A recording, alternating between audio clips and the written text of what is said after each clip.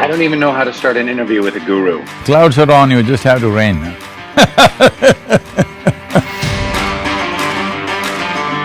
How did you get to be a guru? Is there like, how do you sign up? Can I be a guru?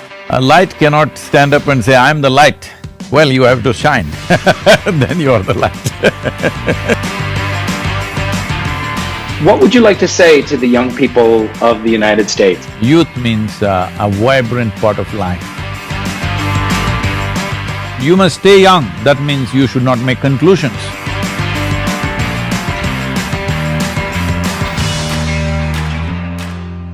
I don't even know how to start an interview with a guru.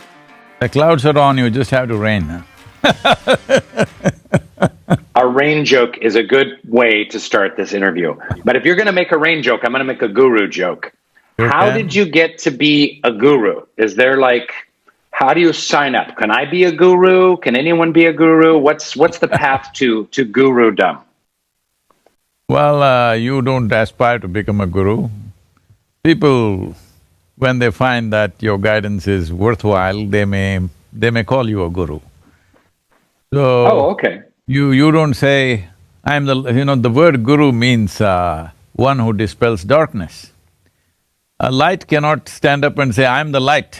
Well, you have to shine, then you are the light. Excellent, excellent. I love that. I love that analogy. So, I've been getting to know your work a little bit in researching for this conversation, and I'm so pleased to get to speak with you. I know we've been talking about it for a while, and I love the message and the heart of your teachings, and I love the way how wonderfully self-effacing you are and your sense of humor. I also use a sense of humor in my work. How important is humor in the teaching of spiritual and psychological human truths? Oh, I never looked at it that way. I feel, well, if you're joyful, naturally you will look at everything from all sides. One side is always the lighter side. Well, if you look at the planet right now, we are good morning, somebody is good night, one side is light, another side is dark. This is the nature of the existence. In every situation, there is a dark side, there is a gray side, and there is a very light side. It's not by ignoring the dark side and always trying to be funny you achieve something, or just by looking at the dark side you will achieve something. It's important that people have a more holistic picture of every situation, because there is never going to be perfect situations in our life.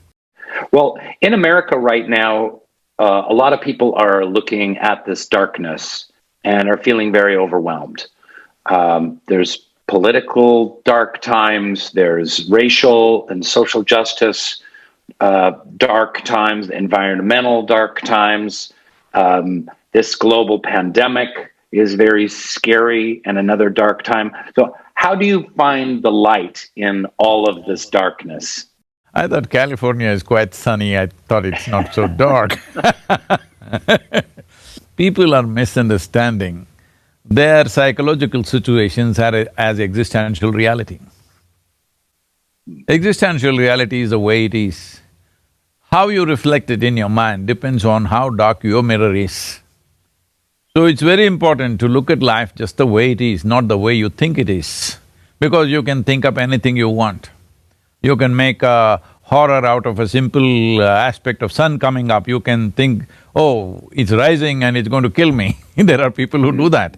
Sun setting, somebody thinks it's the end of the world. Well, when the sun sets, if you do not remember an yesterday, it does look like end of the world. Winter comes, it does look like end of the world. So, of course spring will come later, that is the reality of life, but in your mind you can do these things. So this most important thing is, I think Western societies have given too much importance to their own thought and emotion. Your thought and emotion is your psychological drama. You're supposed to run it the way you want it, but now you think it's a reality by itself. What you think and what you feel is not a reality, it's what you're making up in your mind. You're free to make up what you want.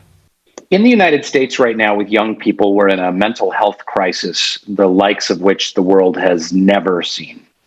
The statistics about anxiety, depression, loneliness, suicide, and suicidal ideation among young people is through the roof. It's almost unmeasurable. I have loved listening to your talks, especially the ones about joy, engineering joy, changing yourself from the inside, restructuring your internal environment. What can you tell people who might be struggling with these mental health issues? See, every human experience has a chemical basis to it. In terms of human chemistry, this is the most complex chemical factory there is on the planet right now. Now, if you have such a sophisticated organization or an organism, or if you want to call it a factory, the question is only, are you a good CEO or are you a lousy CEO? That's all there is. So if you know how to manage the chemistry of this, then would you choose chemistry of joy or chemistry of misery? Would you choose chemistry of balance or chemistry of madness? What would you choose? I know the choice is obvious for everybody. So why are they not able to choose? That's what we need to look at. Well, if you need to look at why you're not able to choose, there are things to look at: what you eat, what goes into your system. Well, Americans are eating… See, the idea of affluence for either an individual or a society or a nation is essentially this. In the beginning, somebody aspires for affluence because it'll give them a choice of nourishment. Later on, it's a choice of lifestyle. So United States is, well, in many ways the richest nation on the planet. So they have a choice of nourishment and a choice of lifestyles. But what kind of nourishment do they choose? The kind of nourishment that they've chosen is just definitely going to freak them. So I'm saying, what you put into your system, how you sit, how you stand, how you breathe, what you do, everything is wrong. So chemistry management, one thing is food, what you intake. To put it very simply, I'm not going into a food exposition right now, but the simple thing is, today even if you ask a kindergarten child whether this body needs oxygen or carbon dioxide for its well-being, they know it's oxygen. At least they've read it in the book. But now, carbonated drinks in this country have been the culture of the nation. You're always drinking carbon dioxide, but even a kindergarten child knows oxygen is what you need. So I'm surprised that the percentages are not much higher. The abuse of alcohol, the kind of food that we're eating, the processed foods that people are eating, almost everything that they're eating is a month old. You cannot eat like that and be mentally well, it just… you… No, I'm with you, yeah. Hey, it's organic. It doesn't matter, but it's a month old. So a month old, so you're saying fresher foods. Not fresher foods, fresh food. Fresh food. Yes, that's what the body needs. Food like you pick it and you just eat it from the garden. No, not that fresh, you don't have to be, you must wash it also a little bit. So, what is anxiety and is there a way out of it? See, there are two basic faculties in a human being which are significant and which is unique to a human being, which makes us who we are. One is, we have a vivid sense of memory. It's because of that our life is rich. No other creature on the planet has as vivid a sense of memory as we have. Because of this fantastic sense of memory, we have a fantastic sense of imagination. If there was no such elaborate, detailed memory in our minds, we would not be capable of imagination. Imagination is just extrapolation of our memory. So, what is it that human beings are suffering in their life? They are suffering what happened 10 days ago still. We are complaining to the nature, why did you evolve us? You must have left us as an earthworm, we would have been happy. At least we would be eco-friendly, that would be of great value in California. That's funny. That's great. The work that your institute does, Isha, is in health and nutrition, in education, and also the environment. Can you tell us a little bit about the work that you guys are doing with the environment? Well, with environment, this whole thing began in the year 1998. Certain experts from United Nations came and they made a prediction that by 2025, 60% of the state in which I am, the southernmost state in India, will become a desert.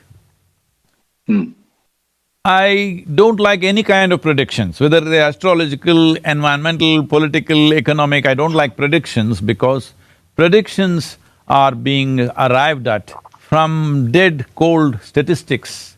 You're not looking at what is beating in the human heart, because human beings, what they're thinking right now will be the future, not what they've done in the past. So I didn't like the prediction, so I thought I'll check it out for myself. And I drove around the state, just seeing different regions, how they are. And then I found that they were wrong because I saw it's going to happen much sooner than 2025. Wow. It wouldn't take that long because 3 major rivers had gone totally dry. Many streams, small streams which are tributaries have gone dry, and desertification is happening at a rapid pace, where palm trees are all, their crowns are falling off, not able to find water. Always in the tradition it was said, if a palm tree dies, that means you're heading for a disaster, because it finds water wherever it is in the minutest quantity, it can survive in a desert. So if the palm tree crowns start falling off, it means that there is definitely a disaster coming. Because bore wells are going like 1200, 1400 feet below and sucking out all the water, all vegetation is dying because no tree is able to put roots to 1200 feet. Yeah. So then I saw how to do this, and I spent 6 years planting trees in people's heads, which is the harshest terrain on the planet. Once we successfully did this for 6 years, then transplanting it on the land became easy. I did a simple process. So I was just looking at how to do this as an experiment. I just took a hill which is behind our center, which has been sheared off all the trees maybe 25, 30 years ago and become largely bamboo and shrubs, but the trees are all gone, somebody has taken it away. So as an experiment, I did this in over 24 days with about 4,000 to 4,500 volunteers. All I did was give them 2 meals and teach them a song to sing. And we planted over 6 million trees. They're up now today. If you come and see, all these trees are about 20 years old in the forest. And our temperatures in the center has come down by 3 to 4 degrees in summer. That's the kind of difference it made. So I just experimented whether we can really move people to do this. And then we took up a campaign. So when I tried to talk to people in the villages, they wouldn't understand what am I talking about, because they have daily problems. They have problems of survival, they have problems of agriculture, economy, so many things. Who is talking about this futuristic, because everybody thinks ecology is futuristic. They don't understand it is relevant for today. So I did a simple process. I got thousands of people, made them sit and put them through a certain, well, for lack of words, we can say a spiritual process, where they sit and breathe and experientially know what I exhale, the tree inhales, what the tree exhales, I inhale. So what I'm exhaling, the tree is inhaling. What the tree is exhaling, I'm inhaling, this is a reality. So 1/2 of your lungs is actually hanging out there on the tree. Once I made them experience this, oh, now you can't stop them from planting trees. They're planting trees. Just from our organization, we planted over 38 million trees. But over 200 other small organizations came up because of this movement. This was initially called as Project Green Hands. Over 200 other organizations came up, everybody's in competition wanting to plant more trees and more trees. It became a kind of a cultural thing. So, definitely the green cover went up. I love your teachings and the way that you have this intersection of understanding a human being, understanding the user's manual of the human being from the inside, and at the same time, your passion and work on the environment affecting literally millions or tens or hundreds of millions of people. That's very inspiring. Thank you very much for that great environmental work that you do. I just want to ask one last question before we finish, and that is, what would you like to say to the young people of the United States who might be watching this video? Stay alive, stay young. That's about it. What else? One thing they need to understand is youth means a vibrant part of life. Yeah. They must remain vibrant, not go into beliefs and conclusions because the more conclusions you make, the more old you will become. What is old age is simply too many conclusions about everything. If you do not conclude about anything, you're willing to look at everything and experience life the way it is, you will stay young. So that's why I said, one thing is through this virus pandemic, you must stay alive. This is a big responsibility. You must stay alive and make sure everybody around you is alive. And you must stay young. That means you should not make conclusions. You're willing to look at everything fresh all the time. Thank you very much. Thank you, sir. Hope we catch up and meet when the virus willing, we will meet. Virus willing, we'll meet, we'll ride motorcycles together. Thank you, sir. Thank you. Namaskaram.